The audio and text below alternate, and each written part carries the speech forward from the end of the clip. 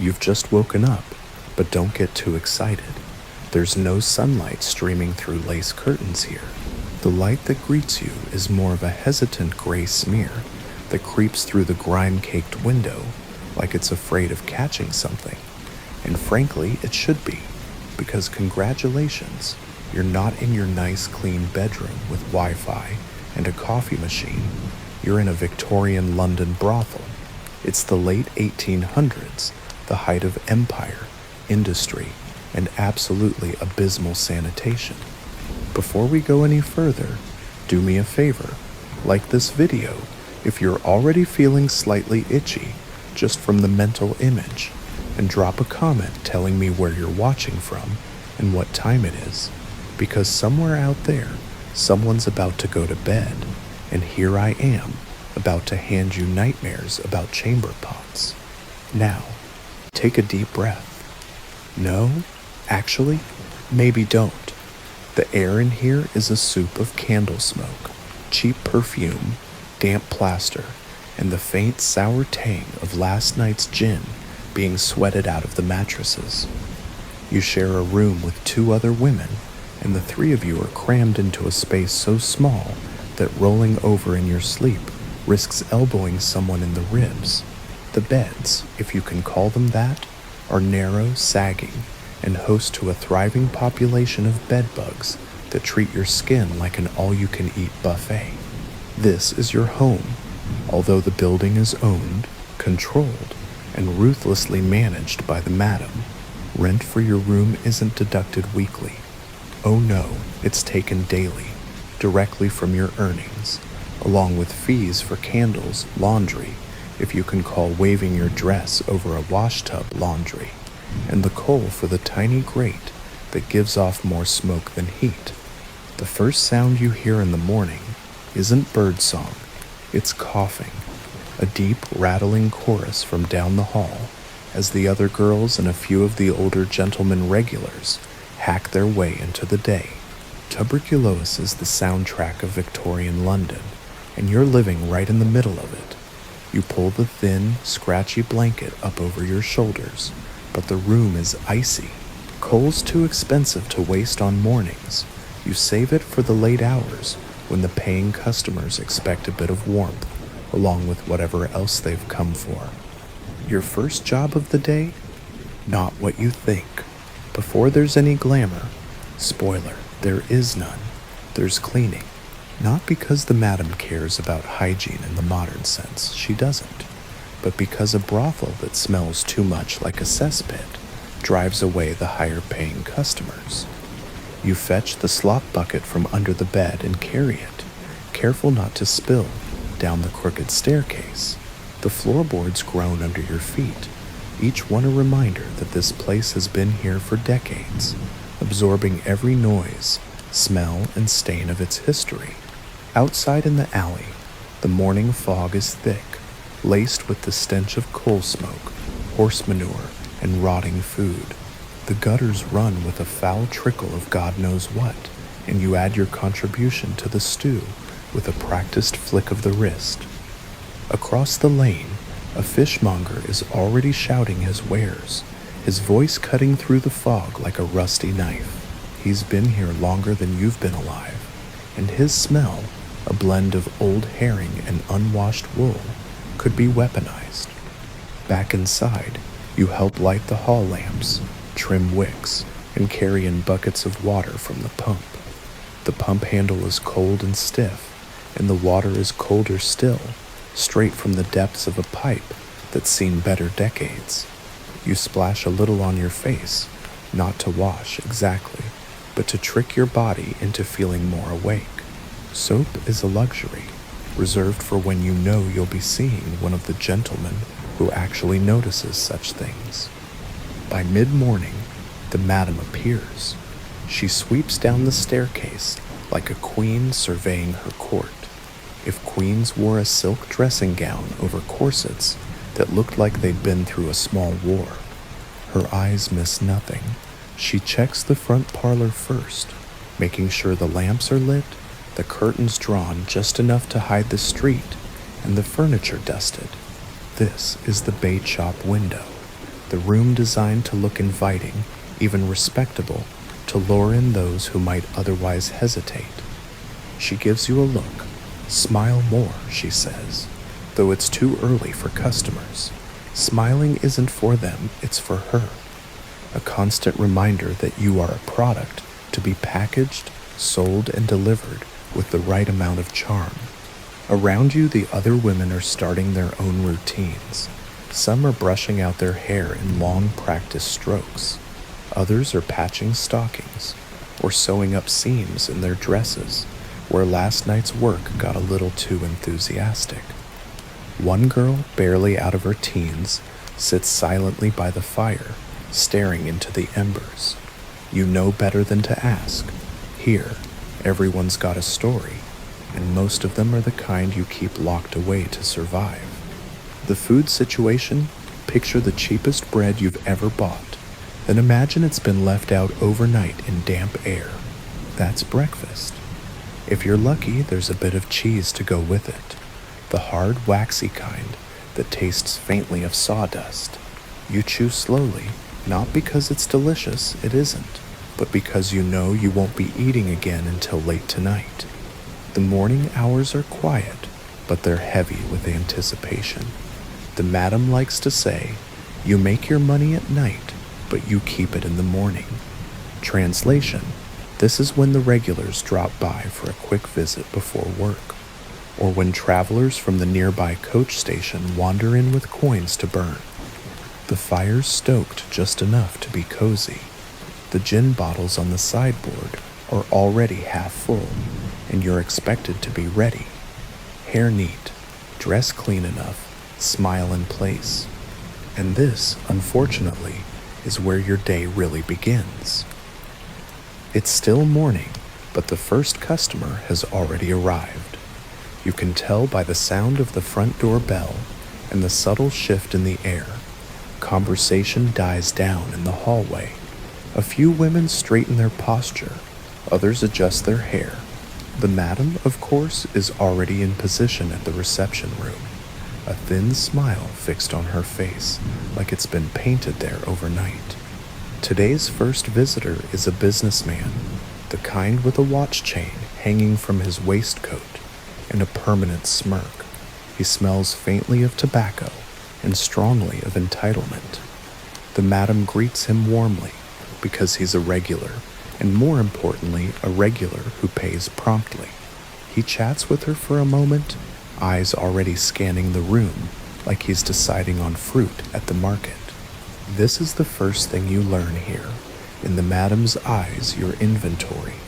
Each woman has her selling points, a particular laugh, a certain hair color, a knack for making a man feel like the center of the universe for the 15 minutes he's paying for. The madam will nudge the client toward whoever she thinks will suit him best, sometimes because of compatibility, but often because of debts. If you owe more, you get picked more, whether you like the customer or not. Money rules everything here, but not the way you think. You might make a few shillings in a night, but by the time the madam deducts your expenses, rent, clothing, food, candles, gin, and an endless list of charges for the upkeep of the house, you're lucky to keep a fraction. And because the madam keeps the books, no one ever really knows exactly how much they owe. It's a clever system. Keep the workers indebted, and they'll never leave. The clientele varies wildly. You have the regulars, men who come in on the same day of the week, sometimes even at the same hour, like clockwork. They often want the illusion of familiarity, a drink by the fire, a bit of conversation before business. Some tip well. Others seem to think the privilege of their company is payment enough. Then there are the one-timers, sailors on shore leave, factory workers flush with their weekly wages, traveling salesmen passing through town. These men are unpredictable. Some are shy and awkward, others are loud and overconfident. The sailors usually reek of salt water and beer, the salesmen of cheap cologne and lies. And then, inevitably, there are the troublemakers, The ones who drink too much, talk too loud, and think the rules don't apply to them. The madam is quick to deal with these, not out of concern for you, but because trouble costs money. She keeps a bouncer on hand, a large man named Tom, who spends most of his day leaning against the wall near the door, arms folded, eyes half shut. Don't be fooled. Tom can have a man out on the street faster than you can say overdue tap. In between customers, the brothel hums with a strange sort of quiet activity. The women repair dresses, sew torn hems, recurl their hair over hot irons, and share bits of gossip. Rivalries simmer beneath polite smiles. One woman might accidentally spill tea on another's dress. Another might charm away a regular customer with a few well-placed compliments. It's a constant game, and you're always aware of where you stand in the hierarchy. The madam encourages this competition. It keeps everyone working harder. She'll praise one woman loudly in front of the others, then whisper in another's ear about how she's falling behind. It's manipulation at its finest, and she's a master of it. Lunch, if you can call it that, is much like breakfast. Bread, cheese, maybe a bit of stew if the kitchen's been busy.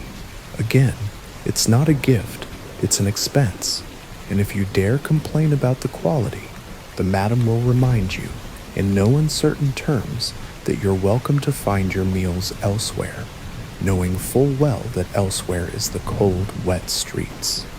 The brothel itself is a character in its own right. The front parlor is where clients are greeted. It's dressed up to look respectable, with worn but polished furniture, faded curtains, and a carpet that's been beaten within an inch of its life. The air smells faintly of flowers thanks to a bowl of potpourri on the table, though it can't quite mask the underlying scent of stale gin and damp wool. The upstairs rooms vary in quality. The better ones with larger beds, a small washstand, and slightly less draft are reserved for the higher-paying customers. The rest are little more than closets with a bed and a single candle for light. In winter, your breath hangs in the air. In summer, the rooms become stifling, the air thick with heat and sweat. And through it all, the madam's voice is ever present, giving orders, greeting customers, reprimanding anyone who lingers too long without working. She keeps a small office at the back of the building where she counts the day's earnings and updates her ledgers. No one is allowed inside without her permission, and no one dares question her figures. By the time afternoon rolls around, the day is well underway. Some of the women are already tired, having started with morning customers. Others are just getting into their stride. The bouncer keeps his lazy watch at the door. And you're somewhere in between, waiting, watching, and hoping that tonight's work will at least cover the debts the madam insists you owe. Afternoon in the brothel is a strange thing. It's neither busy nor quiet, a limbo where time feels slower, but your tasks pile up just the same. The light outside turns a dull industrial gold, filtering in through the soot-stained glass in uneven patches. It gives everything inside a jaundiced glow, as if the building itself is slightly ill, which, to be fair, it probably is. This is the time for maintenance, though the madam would never call it that. She simply says, "Make yourselves useful." That could mean anything from mending a torn skirt to scrubbing the stairs, and yes, in a dress and corset, because God forbid you look slovenly while bent over with a rag. The madam believes that keeping the house looking halfway respectable between customers is an essential part of the business. You suspect it's also her way of keeping you too busy to think about how tired you are. The air is thick with smells now, stale bread from lunch, the lingering perfume from earlier customers, and the faint tang of polish from the furniture being wiped down. Upstairs, someone's boiling water in a dented kettle for tea, but the smell of damp wood from the stove competes with it. It's not unpleasant exactly, but it's not the kind of scent anyone bottles and sells either. In these hours, gossip reigns supreme. Women sit on the edge of beds, skirts hitched slightly to cool their legs, and talk about customers, about debts, about the latest scandal in the neighborhood. Stories get embellished until they're barely recognizable. A drunken sailor becomes a ship's captain. A missed payment turns into a daring escape to the countryside. Truth and fiction live comfortably side by side here because everyone knows that the actual truth is often far less entertaining. Not all the talk is friendly. Rivalries simmer just beneath polite conversation. Some are obvious. Two women competing for the same regular client will barely disguise their glares. Others are subtle. A cutting remark slipped into a compliment, a deliberate forgetting to pass along a message from a customer. The madam encourages this quietly, dropping hints to one girl about how another is rising in the ranks or slipping behind. It keeps everyone sharp, always looking over their shoulder. There are alliances too. Older women sometimes take the younger ones under their wing, showing them how to avoid certain customers, how to work the better-paying evenings, or how to feign illness convincingly enough to skip a night without penalty. Friendships form over shared cups of tea, whispered jokes, and the occasional smuggled sweet from a customer's gift. These bonds are fragile, easily broken if a debt needs paying or a better opportunity comes along, but they're what passes for companionship in a place where everyone's in quiet competition. The madam, meanwhile, is in her office. You can hear her voice now and then, raised in either irritation or exaggerated sweetness, depending on whether she's dealing with a supplier or a gentleman patron on credit. Her door remains closed, but her presence is felt everywhere, a sort of invisible gravity that shapes the entire building. No one forgets who holds the keys, both literal and figurative. By mid-afternoon, preparations for the evening begin. This is when the house transforms from its daytime state, a working building with chores and routines, into the evening stage. Lamps are refilled with oil and their wicks trimmed. The parlor is tidied, chairs arranged in inviting clusters, glasses polished until they almost shine. Someone lights the fire, even if it's warm out. The flicker of flames sells the illusion of comfort, and in this business, illusion is half the work. Upstairs, rooms are checked.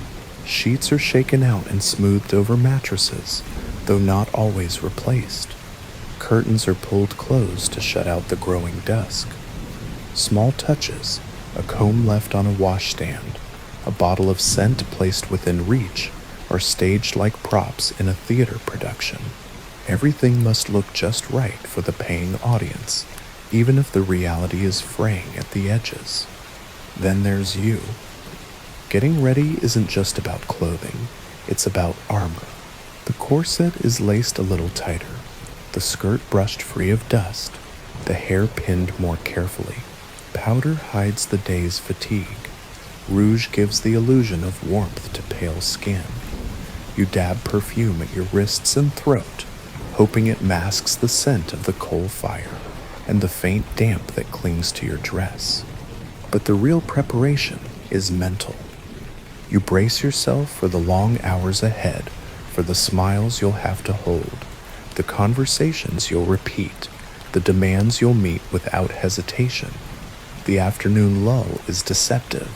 It gives you a moment to breathe, but it also allows the mind to wander into dangerous territory, the what-ifs and maybes that have no place here. So you focus on the practical, the number of customers you'll need tonight to cover your rent, the regular who promise to visit, the possibility of a decent tip if you play your cards right. As the shadows lengthen outside and the street lamps begin to glow, the mood inside shifts. Voices lower, movements become more deliberate. It's almost showtime.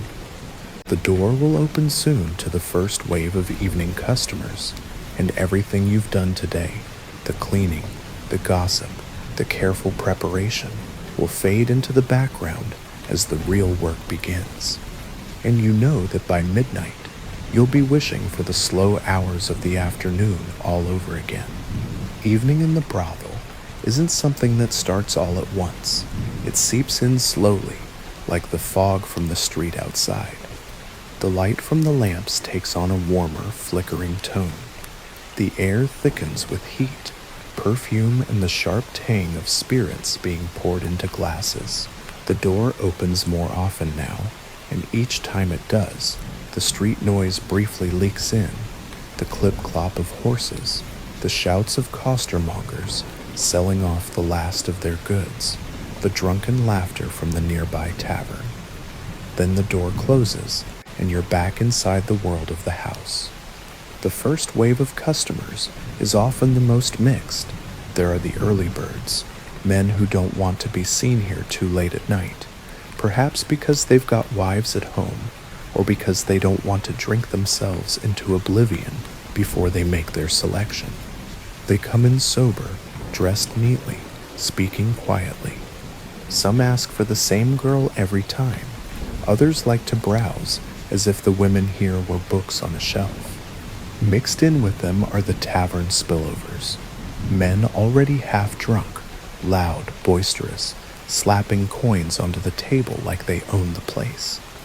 They smell of beer and sweat, their cheeks flushed from drink, and they speak over one another as they try to charm whoever's closest. These men can be fun. They spend quickly and tip well, but they can also turn on a coin, laughter becoming shouting, shouting becoming fists. Tom the bouncer keeps his post by the door, leaning against the wall with his arms folded. He rarely moves, but everyone knows he's watching. The trick is you want him to stay exactly where he is. If Tom has to step forward, the night has already taken a turn for the worse.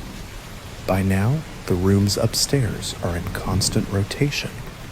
A man goes up with a girl, and 10 minutes later, she's back down, smoothing her hair, ready for the next one. Some men linger, talking or drinking with the women in the parlor. Others want to get in and out with as little fuss as possible. The madam keeps track of it all in her head. Who's upstairs, who's free, who's owed a rest. Not that rest really means rest. It usually means cleaning up the room for the next customer. The parlor fills with noise. Laughter, music from the gramophone in the corner, the clink of glasses, the murmur of voices leaning close to be heard. The smell is a cocktail of tobacco smoke, cheap gin, wood polish, and perfume, a combination that clings to your hair and clothes long after the night ends. The heat rises with the crowd, making the air thick. Your skin feels damp, your stays tighter than they did an hour ago, but there's no time to loosen anything. Every night brings its risks. A drunken customer might refuse to pay, slurring insults as he fumbles for his coat. Another might get rough, forgetting that there are limits or simply not caring. The madam steps in if the customer's worth saving. If not, Tom handles it. Sometimes handling it means escorting the man to the door. Other times it means dumping him into the gutter and telling him not to come back. Disease is the quieter danger, the one no one talks about unless they have to. You know it's there. Everyone does, but there's no protection, no cure, only whispered advice from the older women about which symptoms to watch for. If a woman falls ill, she works until she physically can't, then she's gone. Sometimes she's replaced within the week. Sometimes no one even notices she's missing until her room is given to someone new. Coping takes many forms. Some women drink to dull the edges of the night, sipping gin between customers until everything blurs just enough to be bearable.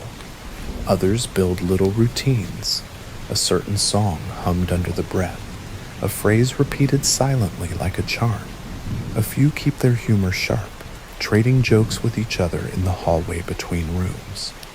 You find your own ways, because without them, the hours stretch too long and the faces blur together into a parade of strangers. By midnight, the house is at full tilt. The madam's voice carries over the noise, directing traffic, greeting new arrivals, laughing at jokes she's heard 100 times before. The girls move between parlor and staircase like a tide, faces bright, laughter quick, every gesture calculated to please. The bouncer watches from his corner, eyes flicking from door to room to bar, and through it all, you keep working. Smile, talk, pour a drink, lead a man upstairs, return, repeat. Coins clink in the madam's box, but only a fraction will ever make it into your pocket. The rest will vanish into the ledger, swallowed up by debts and expenses, until you start to wonder if you're working for money or just working to stay alive another day. By the time the clock strikes 1, the brothel has shifted into its final and most unpredictable phase. The night owls have arrived, the men too drunk to care about appearances, the gamblers who've just won or lost fortunes, the dock workers finishing a double shift, the last stragglers from the tavern down the street. The parlor is dimmer now, the oil in the lamps burning low, the air even thicker with smoke and heat. The fire pops and hisses in the grate, giving off more light than warmth. Glasses clink, voices rise and fall in bursts, laughter turning sharp as the gin takes full effect. Every few minutes the door opens to admit another gust of cold night air, and with it, the sour metallic smell of the city after dark. This is the most dangerous time. Tempers fray faster, hands wander where they shouldn't, and arguments spark over nothing.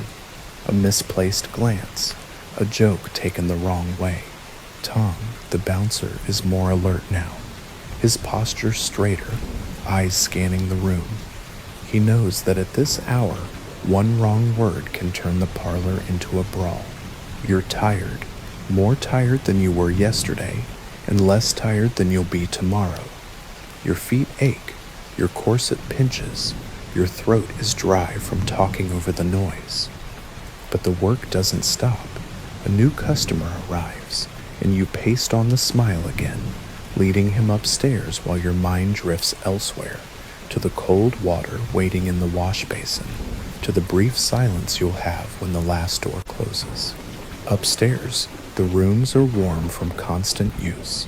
Sheets are rumpled, the air close and stale despite the open windows. You work quickly now, not out of urgency, but out of habit. Every movement is efficient. The turn of the key, the arrangement of the bedclothes, the smooth retrieval of the payment. There's no novelty left in these hours, just repetition. Sometime after 2, the crowd begins to thin. The wealthier customers have long since gone home. The poorer ones stagger out into the cold, clutching their coats. The madam stands in the doorway, seeing each man off with a nod or a warning, depending on his behavior. Behind her, the women drift toward the kitchen for a final drink, or sit slumped in the parlor chairs, their hair coming loose, rouge fading from their cheeks. Closing the house is its own ritual. The fire is banked, the lamps snuffed one by one, until the parlor is left in shadows. The madam retreats to her office, ledger in hand, and calls each woman in turn. She counts the coins with quick practiced movements, setting aside your share, if it can be called that, before marking the rest against your debt. There's no arguing. The numbers are whatever she says they are, and if you want a roof over your head tomorrow, you accept them. When it's your turn, you step into the office. The smell here is different. Ink, paper, and the faint tang of the madam's own perfume. She looks up briefly, counts your earnings, and slides a few coins across the desk. Good night's work, she says, though her tone is neutral. Then she writes something in the ledger, closes it, and waves you away. By 3, the house is quiet again. The only sounds are the creak of the stairs and the muffled snore of someone already asleep. You climb to your room, toes aching in your boots, and slip out of your dress. The stays come off with a sigh of relief, leaving faint red marks along your ribs. You wash quickly in cold water, there's no hot left at this hour, and crawl into bed. The mattress is lumpy, the blanket thin, but you're too tired to care. Sleep comes in fragments, interrupted by the sounds of the city. A horse passing in the street, the distant whistle of a night watchman, the cough of one of your roommates. You dream of nothing in particular, just the vague sense of running, working, moving, until gray light seeps through the window again. And then it starts all over, and the morning routine waits. The slop bucket, the cold water, the bread and cheese, the madam's sharp voice. The debts never shrink, the work never ends. You could leave, perhaps, but where would you go? London is full of women who thought they'd escape this life, only to find themselves back at another brothel, under another madam's watchful eye. So you stay, you work, you survive, one night at a time, and if you're lucky, you last the week. So think you'd last a single day here. Really? Because after the coughs, the cold, the debts, and the endless parade of strangers, most people would be gone by breakfast. But if you've made it to the end of this little journey, I'll give you credit. You've got grit. Now tell me in the comments, would you rather face this or a week in a medieval plague hospital? And while you're at it, hit the like button so I know you want more dives into the grimy corners of history.